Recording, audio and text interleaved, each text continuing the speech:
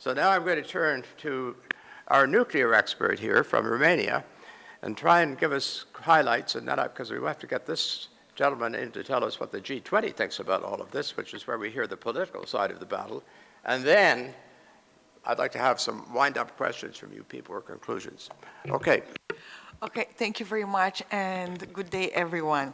I won't really talk too much about nuclear. You know, if you ask me, the nuclear, it is just a very obvious consequence.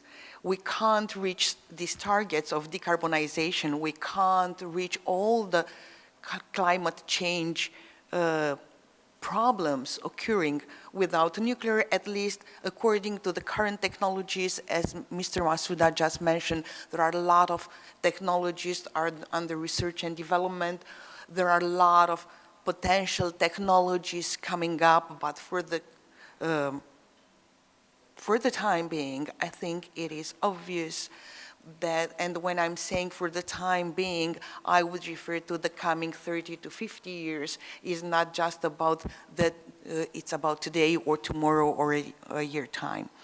Nuclear, it is obviously part of the solution. It is one of the few stable, mature technologies. It is predictable, it is stable, it is low cost, it is neutral from the perspective of the carbon emissions. So it really takes checked a lot of the questions raised by this new approach.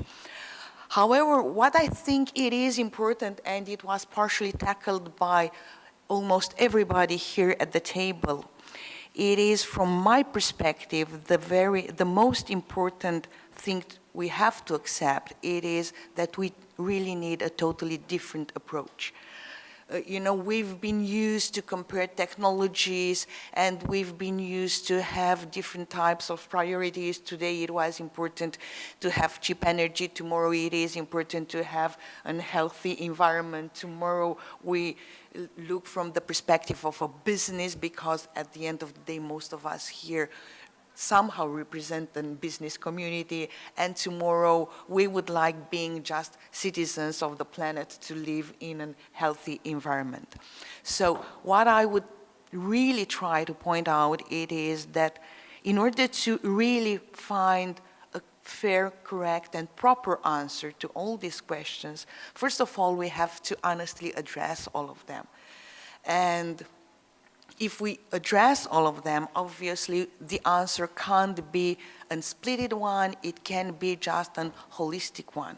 Because what we are trying today, it is to ensure, it is obvious we can't imagine life without energy. And it is, again, a fact that energy, it is one of the biggest contributors to climate change.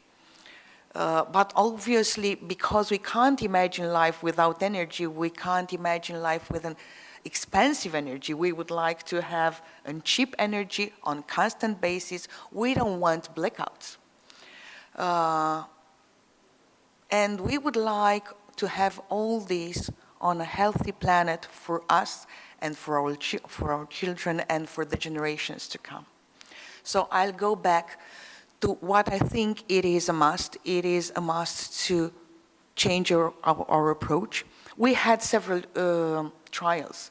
The greenhouse emissions, the price on carbon, the support schemes for the renewables, and we've ended up with the conclusion that we didn't have perfect solutions for none of them.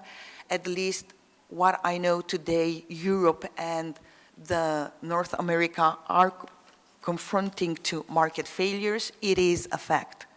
Energy markets do not function anymore. And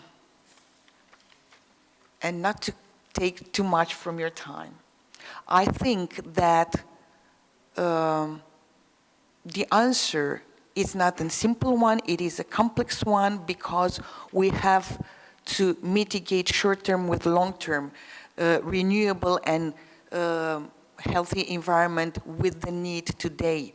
we have to have access to cheap resources. As a result, the answer it is just a common cooperation between economic challenges, energy challenges, human welfare. It is just having the cooperation between states and companies. It is not sufficient. You know, I was really paying attention to what our colleague from Total said, how they struggle to come with their own strategy, trying to tackle all of this, but at the end of the day, the conclusion was that they have to talk with the governments. So, conclusion, nuclear for sure, it is part of the solution.